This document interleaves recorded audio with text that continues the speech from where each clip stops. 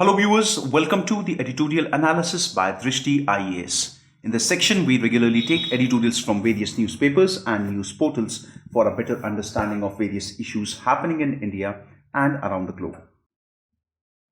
Dear viewers, in this section, we first try to link the editorial with our UPSC syllabus. Then we go analytical in order to understand some key points and at last some important concepts. Dear viewers, we truly hope that you like this initiative taken by Dristhi IAS and your feedbacks are important for us. So kindly feel free to give your important feedbacks in the comment section. So without any further delay, let's commence our session. Dear viewer, this video is available in Hindi as well. If you wish to watch it, please visit our Hindi YouTube channel, Drishti IAS.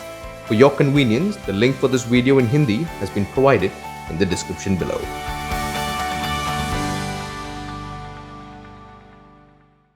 Today's editorial is taken from The Hindu, published on 4th of January 2021. The title of today's editorial is A Tortuous Recovery. If we try to summarize today's editorial, we can say that record GST inflows in December augur well, but the economy is still in a flux. If we try to link today's editorial with our UPSC syllabus, we can link it with GS Paper 3, which are sections that include Indian economy and issues relating to planning and development. Some key points from today's editorial. For a fiscally strapped government scrambling to arrest the economy's recessionary decline, the GST collections in the last month of 2020 of over 1.15 lakh crore come as a welcome tiding. With revenue receipts at just 40% of the budget target in the first 8 months of 2021, the government would hope that December's indirect tax inflow, the highest since the indirect tax regime launch in July 2017, shall sustain over the last quarter of the year. Now, we all know that right now our economy is going through a very bad phase. Now, amid such a situation, there was a good news with reference to the GST collections for the month of December 2020. The numbers which came, it said that there was GST collection of around 1.15 lakh crore, and it can be definitely said as a welcome step. Now, we all know that in the first 8 months of the economy, there was no signs, or you can say the development wasn't as good as it was expected because of the COVID-19 pandemic. And also we can say that the revenue receipts were just 40% of the budget target with reference to the first 8 months of 2021. Now, if we speak about the revenue receipt, we have to see what exactly the revenue receipts are. The money received by a business through normal business operation is known as revenue receipt. The receipts are recurring and affect the profit and loss of business on the income statement. They are the government receipts which neither create an asset nor reduce any liability and are considered as the current income receipt for the government from all sources. A receipt is considered as a revenue receipt if it fulfills two important criteria. Number one, it should not create any liability for the government. For example, the tax that are levied by the government are regarded as a revenue receipt, but any amount that is borrowed by the government is not a revenue receipt. The second criteria is it should not decrease in the asset. These revenue receipts are non-redeemable and can be classified into two categories, which are the tax revenue and the non-tax revenue. Now, with reference to that of the tax revenue, we have two different aspects in the form of direct taxes and indirect taxes. So this is something with reference to that of the revenue receipt. Now, the GST inflows have stayed above 1 lakh crore for the 3 months in a row, averaging 1.05 lakh crore through October and November, just before the December's spike. Now, another good news here is if we look at the last 3 months, that is the month of October, November and December 2020, the GST collections have been over 1 lakh crore. And if we try to find out the average turns out to 1.05 lakh crore, which can be said as a very welcome move. After 2 quarters of a sharp shrinkage in the economy following the COVID-19 lockdown last March, this also infuses hope that the third quarter might see India's headline growth resurfacing from the subterranean depths.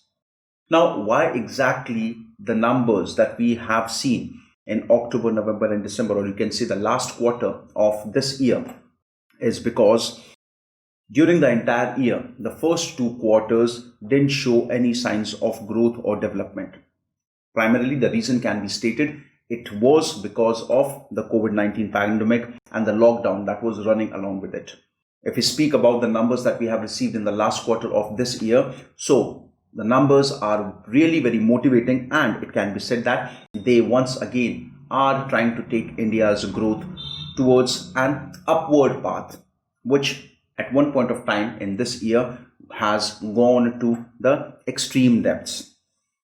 The Finance Ministry has stressed that the 12% year-on-year buoyancy in GST December kitty, the highest growth rate recorded in 21 months, reflects rapid post-pandemic economic recovery bolstered by improvement in compliance following a recent crackdown on indirect tax invaders.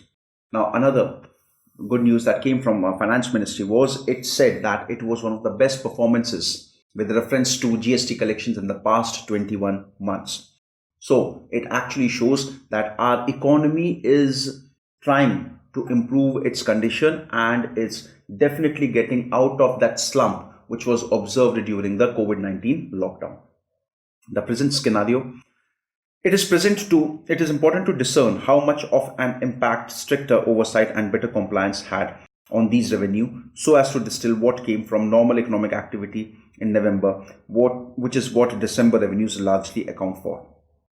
Now, most important reasons why the high GST collections can be said for December has a reason, because there were better compliance, like there were several initiatives that were taken by the government so that the collections are good and there is a normal economic activity that is going on. Because if the economic activity is following the path of development, then only we can expect that there will be better collections. So the initiatives that were taken during the month of October and November, we saw its result in the month of December. However, one more thing that should not be forgotten is the festive season played a very important role, and also the pent-up demands of the people. Okay, they have definitely played a very important role in improving the collections for the month of December. Moreover, November included the fag end of India's festive season, so the numbers may moderate in the months to come, even though growth rate may stay high due to a low base effect as it gets close to a year after the lockdown. So it has been said by everyone that because India's festive season just got over, so chances are quite high that this GST collection, it might decrease in the months which are about to come, say in the months of January or February. So chances are quite high that the collections might dip down. However, there will be a better growth rate, because growth rate will be better. Why? The comparison will be with reference to the base year, and because there has been no performance, no economic activity, so definitely the growth rate might appear to us higher, but in reality the collections are not that significant, which are supposed to be. But the new GST rules effective January 1 are expected to tighten GST compliance further, so that part of the revenue booster should persist. Second, the GST on import grew a robust 27% in November, even though overall merchandise import contracted 13.33%. One very good news that actually added to the improved GST collection was the GST on imports. It actually grew by almost 27%. Almost 27%. Okay, and if we say with reference to all the merchandise, okay, overall growth, if we speak about, so that actually went for around 13.33%. With December recording a 7.6% surge in imports, if we speak with reference to the month of December, the increase in the month of December of GST collections over imports was around 7.6%, growing for the first time since February 2020. GST on imports should rise further in the coming months. It is expected that GST on imports will definitely improve in the months to come. Also, if we speak about the automobile sale and especially the car sales, they have surged. The car sales, they have increased for 5th time in a row in December. That means from the past 5 months, there is data which shows that the number of cars which are being sold, their numbers are quite high, which should not only boost the GST receipts in January, but also bring in precious compensation cess. Now, with this advantage of increased car sales, it will have two very great advantages. Number one, the GST collections will improve, and also the compensation. Why? Because cars have been put under the category of compensation. That means people have to pay some extra amount of money under the compensation cess for GST. So there will be a more collection in the compensation cess, and with that increased compensation cess, the central government can pay the balance amount which the states have incurred due to the application of GST. So it is a win-win situation for the economy in both the terms. Number one, there will be improved GST collections. Number two, there will be a significant amount of collection in the compensation cess, which can be used by the central government to clear off its GST dues to other states. Whatever trajectory revenue takes from here, pain point persist and some key niggling issues seem to be aggravating further. However, whatever path the revenue income, or you can say the incoming of the revenue, might observe, yet there are several aspects which are to be addressed. Number one, unemployment has to be addressed. Number two, there has to be substantial growth. It should not be just dependent on one aspect, but the other sectors of the economy also have to perform quite well if we really want to bring our economy out of the slump which it has seen during the COVID-19 lockdown. The way ahead, core sectors recorded yet another contraction in November, with cement and steel slipping back after a minor uptick. See, the core sectors, they are actually not performing well. If you speak about the core sectors of the Indian economy, there are 8 core sectors, which are electricity, steel, refinery products, crude oil, coal, cement, natural gas, fertilizers. These industries have a major impact on general economic activities and also industrial activities. They significantly impact most other industries as well. The core sector represents the capital base of the economy. These 8 industries have a combined share of above 40% in the index of industrial production. So the core sector isn't doing well, and this is one of the biggest challenges that we have to see. Like I told you, we do not have to rely only upon the GST collections, but have to make sure that the other sectors of the economy are also doing their significant job quite well and making an impact on the betterment of economy.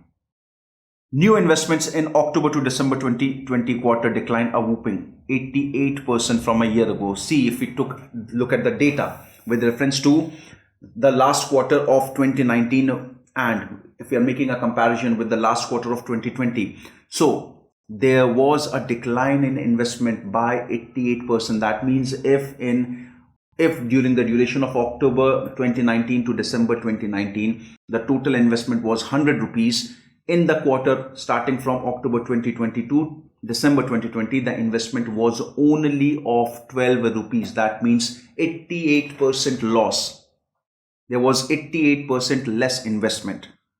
And this data was provided by the Center for Monitoring Indian Economy. Now, what exactly the Center for Monitoring Indian Economy is? So the CMIE is a leading business information company established in the year 1976, primarily as an independent think tank. Today, CMIE has a presence over the entire information food chain, from large-scale primary data collection and information product development through analytics and forecasting. It provides the entire spectrum of business information, consumers including governments, academia, financial market, business enterprise, professionals, and media. If we speak about the board of directors, S.A. Dave serves as the chairman and Mahesh Vyas serves as the managing director of CMIE. So they have also said that the employment levels, they have declined significantly, and there was a loss of at least 35 lakh jobs during the month of November, and it will continue to deteriorate through December as well. So we have to focus also on job creation. The issue of unemployment is the biggest challenge right now standing in front of the economy, and the think tank and the central government has to take required initiatives so that this problem can be addressed well. The center needs to address some of these challenges in the coming union budget or outside to recover lost ground faster. Now, it is the complete responsibility of the central government that they should look into these issues and address these issues so that these problems are not hampering the growth of the economy. So the viewers, this was with today's editorial analysis. Now, with reference to today's editorial, the several questions that can be faced or that can be made, they are like something about the GST or the GST Council. What are the required factors of growth in an economy? So such can be the situation, such can be the questions that can be framed with reference to today's editorial analysis. So viewers, I hope you liked today's analysis very much. Thank you.